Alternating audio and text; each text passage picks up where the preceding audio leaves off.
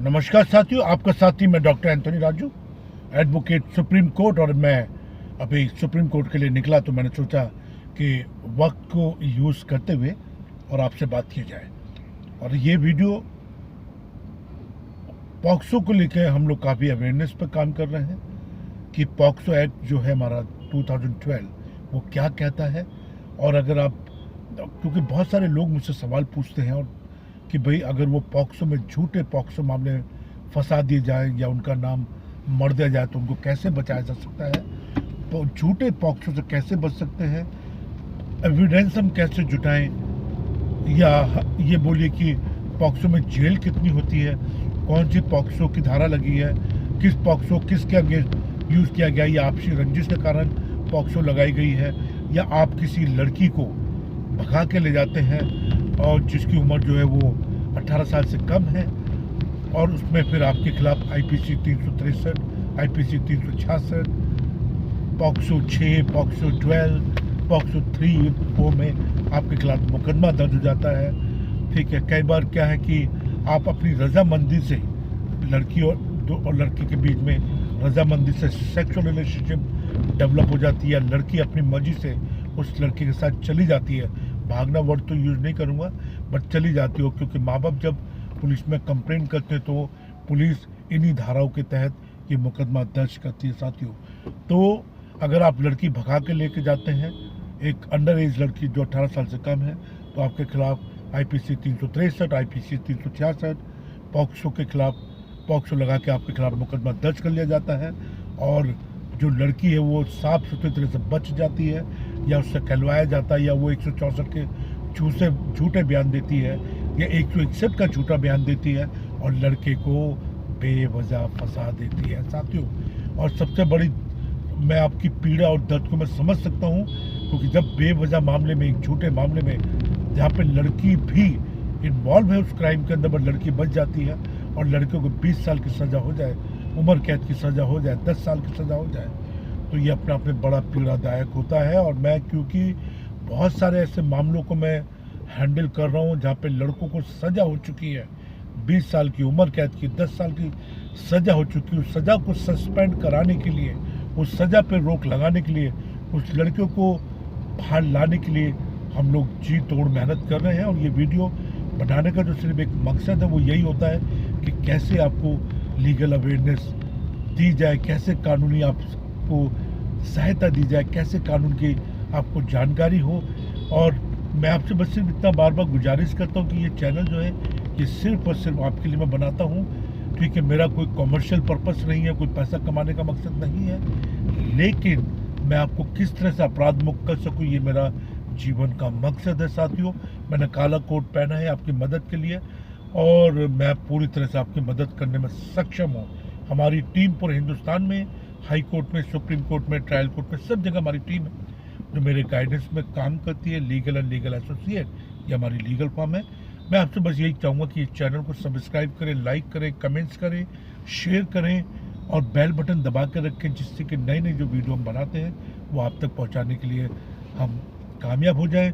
और जो माननीय हाई कोर्ट है, सुप्रीम कोर्ट है, ट्रायल कोर्ट है, जो उनके लैंडमार्क जजमेंट होते हैं उनको सिंपल और सरल भाषा में आप तक पहुंचा सकूं। तो मैं आ रहा हूं पॉक्सो को, क्योंकि पॉक्सो अपने आप में बहुत गंभीर मामला है। और जैसा मैंने कहा कि लड़की इसमें बच जाती है, लड़की किसी दबाव में आके एफआईआर दर्ज होती है, लड़का अरेस्ट हो जाता है, जेल में चला जाता है, बेल नहीं होती है, ना ट्रायल कोर्ट से हो रही है, ना हाई कोर्ट से हो रही है, ना सुप्रीम कोर्ट से हो रही। तो उस सब चीज़ों के लिए मैं इस वीडियो को बना रहा हूँ कि आप अपने बचाव में कैसे काम करें, कैसे आप बेल लें, कैसे आप एंटिसिपेटरी बेल अप्लाई करें, कब आप अपनी एफआईआर को क्वैश करवाएं।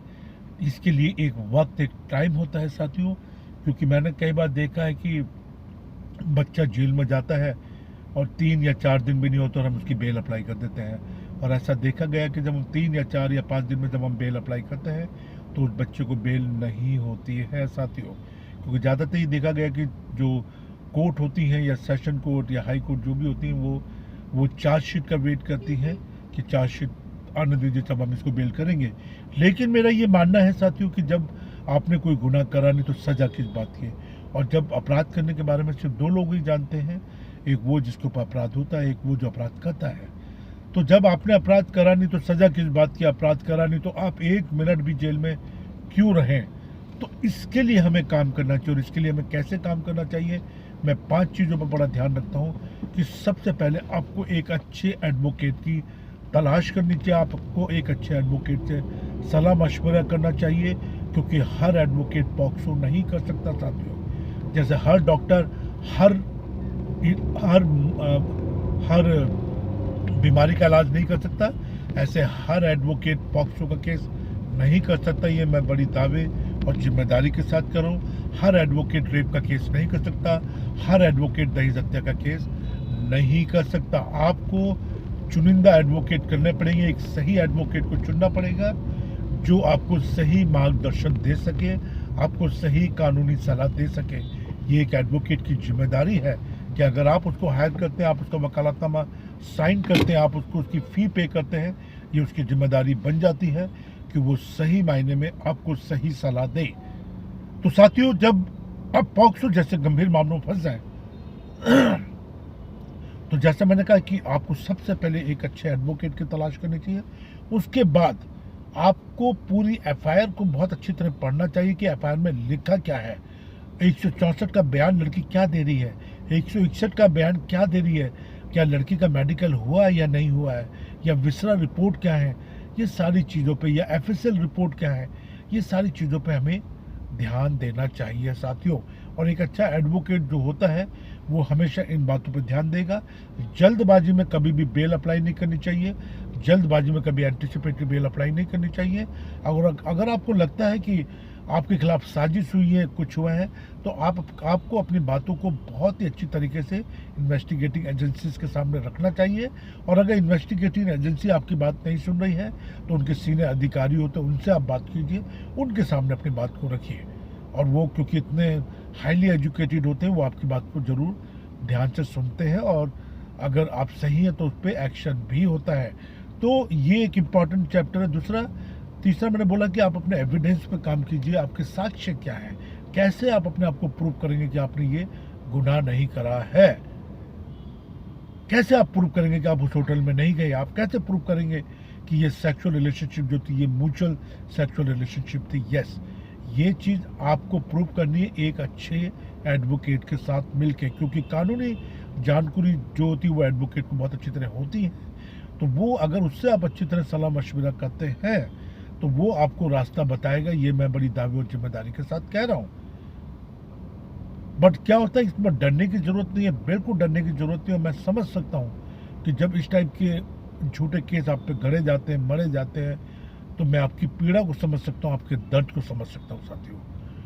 तो मेरा बस आपसे सिर्फ यही कहना है कि अगर आप झूठे पॉक्सो में फंसे हैं, झूठे की बात कर रहा हूँ, अगर झूठा पॉक्सो आप पे गढ़ा गया, मारा गया, रंजिश कुछ भी हो सकती है, तो आपको उससे डरने की जरूरत नहीं। आपको अपने पेपर पे काम करना चाहिए, आपको अपने एविडेंस पे काम करना चाहिए, आपको अपने साक्ष्य पे काम करना चाहिए, आपको अपने मटेरियल्स विटनेसेस पे काम करना चाहिए, आपको अपने मटेरियल्स एविडेंस पे काम करना चाहिए, आपको जो टाइम लोकेशन की बात हो रही है उस पे काम करना चाहिए, आपको चेन ऑफ इंसिडेंट पे काम करना चाहिए। ये बहुत अहम पड़ाव है। एक अच्छा एडवोकेट, एक विद्वान एडवोकेट, एक लर्निंग एडवोकेट ही आपको सब अच्छी सलाह दे सकता है जिसको पॉक्सो के बारे में नॉलेज हो। उससे आप सलाह मशवरा कीजिए और आपको जरूर सफलता मिलेगी। और मैं ईश्वर से दुआ करता हूँ कि किसी को भी कोर्ट कचहरी के चक्कर में ना डाले। मैंने देखा है कि किस तरह से लोग परेशान होते हैं, लाचार होते हैं, बेबस होते हैं जब उस पर इस टाइप के झूठे मुकदमे लाद दिए जाते हैं साथियों। तो बिल्कुल भी डरने की ज़रूरत नहीं है। और एक अच्छे एडवोकेट से सलाह मशवरा करें, उसका वकालतनामा साइन करें, उसकी जो नॉमिनल फ़ी उसको पे करें, एक सेकंड एडवाइस से लें। और ये आपको मैं बार बार कह रहा हूँ कि अगर आप किसी झूठे मुकदमे में फंस गए और उसमें अगर आपको सज़ा हो जाती है तो ये मान लीजिए कि कहीं ना कहीं आप अपनी बात को माननीय जजेस को, माननीय कोर्ट को समझाने में नाकामयाब रहे। ये मान लीजिए आप कि आपके जो एडवोकेट है वो अपनी बात को रखने में नाकामयाब रहे। ये मान लीजिए आप कि आप अपने एविडेंस को जजेस को समझाने में नाकामयाब रहे। यही एक कारण होता है कि जब आप झूठे केस में मुकदमा हार जाते हैं और आपके बच्चे को सजा हो जाती है। तो साथियों, जब हम कहते हैं ना कि स्टार्टिंग से अगर हमारा पिलर कमजोर होगा स्टार्टिंग से ही अगर हम स्टार्टिंग से अपना इलाज हम किसी छोटे मोटे डॉक्टर से कराएंगे तो उसका नतीजा भी वैसा ही होता है। जब अगर आप कच्ची पिलर पे आप मकान खड़ा करेंगे तो मकान ढह जाएगा। और मैं आपको एक चीज़ बताना चाहता हूँ कि जो सत्य है, जो ट्रूथ है, उसकी जो नाव है वो हिल सकती है, डुल सकती है, लेकिन डूब नहीं सकती। नाव डूब नहीं सकती। इसलिए हमेशा सत्य की जीत होती है। झूठे मुकदमे नहीं टिकते हैं कोर्ट के सामने। आपको सिर्फ बेहतरीन तरीके से, अच्छी तरीके से अपनी चार्जशीट पे काम करना चाहिए, आपको अपने FIR पे काम करना चाहिए। और यह हमेशा ध्यान रखना चाहिए कि जो आपकी चार्जशीट बन के आ रही है उसमें जो लॉ प्रोसेस है, जो प्रोसेस ऑफ लॉ है, उसको फॉलो किया गया है या नहीं किया गया है। पुलिस ने जो अगर आपको अरेस्ट किया तो उनका अरेस्ट करने का तरीका क्या था, आपके साथ कोई गाली गलौज, कोई आपके साथ दुर्व्यवहार हुआ है, तो ये सारी चीज़ों का आपको हमेशा ध्यान रखना चाहिए। और अगर आपको लगता है कि आपको अरेस्ट करने के बाद में या जो भी कुछ है, लड़की अगर किसी तरह के पैसे की डिमांड कर रही है, आपसे बार्गेनिंग करने को, बहुत सारे केसेस ऐसे मैं कर रहा हूँ जहाँ पे लड़की जो है उनका पेशा यही है कि कैसे लोगों को पॉक्सो में फंसाया जाए। और ये पूरा एक गैंग होता है जो मिलके पैसा खींचते हैं एक इंसान से, क्योंकि अपनी इज्जत बचाने के लिए आदमी कुछ भी करने को तैयार हो जाता है। तो ऐसे लोगों से भी आप सावधान रहें। अगर ऐसे लोग आपकी निगाह में आते हैं या ऐसे लोगों के चक्कर में अगर आप फंस जाते हैं तो आपको पुलिस को ज़रूर बताना चाहिए। अगर उनके जो सीनियर अधिकारी, उनको ज़रूर बताना चाहिए। और मैंने कहा ना कि आप अपने एविडेंस पर काम कीजिए, साक्ष्य जुटाइए, उस महिला के बारे में भी साक्ष्य जुटाइए जो जिस लड़की ने या जिस महिला ने आपको फंसाया, उसकी सोशल वैल्यू क्या है। और जो लोग विटनेसेस हैं उनकी अपनी सोशल वैल्यू क्या है, उनके अपना लेवल क्या, उनकी अपनी औकात क्या है कि वो आपके खिलाफ विटनेस बन के सामने आए हैं, उनको कितने नॉलेज है इस केस के बारे में। तो ये सारी छोटी छोटी चीज़ें हैं, आप मुझसे बात कर सकते हैं। मेरी टीम से जो पूरे हिंदुस्तान में, पूरे हाई कोर्ट में बैठती है, और हमारी जो टीम है ये एक सक्षम टीम है बेल कराने में, interim bell, anticipatory bail, questioning या रेगुलर केस अगर फाइट करना है तो उसके लिए, ट्रायल कोर्ट के लिए, हाई कोर्ट के लिए, सुप्रीम कोर्ट के लिए, सब जगह हमारी टीम अवेलेबल है जो आपकी मदद करने के लिए हमेशा तैयार रहती हैं। बस हमें देखना ये है कि अगर आपको हमारी मदद की ज़रूरत है तो प्लीज़ आप बिल्कुल हेसिटेट मत कीजिए। आपके दुख और दर्द में मैं हमेशा आपके साथ खड़ा हूँ। मेरा नंबर है 9873005424। लीगल एंड लीगल एसोसिएट एक लार्जेस्ट ऑर्गेनाइजेशन है लर्निंग एडवोकेट की, जिसमें बहुत अच्छे एडवोकेट हमारे हैं जो पूरी टीम के साथ हम काम करते हैं, बड़ी जिम्मेदारी के साथ हम काम करते हैं। एज ए एडवोकेट पूरी टीम आपके साथ काम करेगी, आपको मदद करेगी, आपके दुख एंड दर्द में पूरी तरह से हम शामिल हैं, आपको पूरी तरह से मदद करने की कोशिश करेंगे। बेशर्त है कि आपको हमारी मदद की ज़रूरत हो, आप मुझे कॉल कर सकते हैं, बात कर सकते हैं, वीडियो कॉल कर सकते हैं, चैटिंग कर सकते हैं। और मेरा नंबर है 9873005424। और भी कोई लोग जो किसी भी बेवजह के मामलों में फंसे हुए हैं तो प्लीज़ आप उनकी मदद कीजिए, उनको मेरा नंबर शेयर कीजिए, जिससे हम ज़्यादा से ज़्यादा लोगों को अपराध मुक्त कर सकें। अपने बच्चों को शिक्षित कीजिए, अपने बच्चों को अच्छे संस्कार दीजिए, अपने बच्चों को अच्छी रूट पे लेके जाइए। और मैं बड़ी दावे और साथ के साथ कह रहा हूँ कि अगर आप अपने बच्चों के साथ टाइम स्पेंड करते हैं, अपने बच्चों को अच्छा शिक्षा देते हैं, शिक्षित करते हैं, अपराध मुक्त करते हैं, तो उनका जीवन बहुत सुंदर है, उनका जीवन सुंदर है। जय हिंद, जय भारत।